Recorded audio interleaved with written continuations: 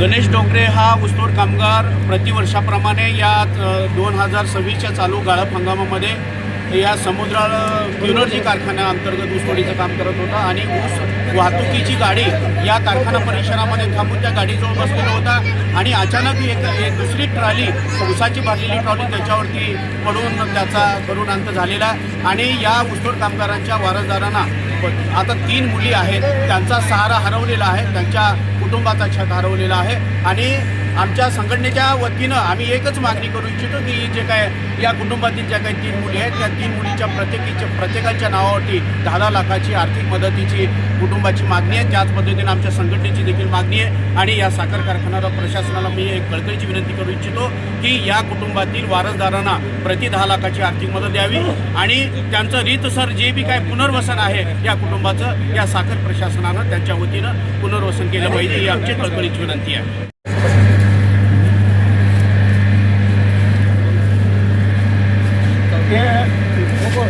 येत्या 3 तारखेला आमचे गणेश डोंगरे ऊसतोड मजूर यांची या कारखान्याच्या चुकीमुळे निष्काळजीपणामुळे इथे त्यांची मयत झालेली आहे.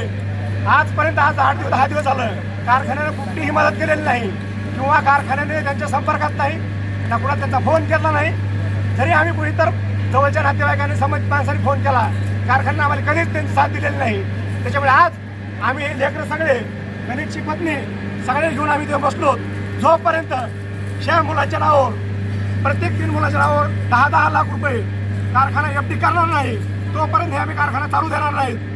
हे कारखानदारानं त्याचा आमची हे इशारा म्हणून सांगतो त्यांनी नोंद घ्यावा. तात्काळ आम्ही मेलो तरी चालतो.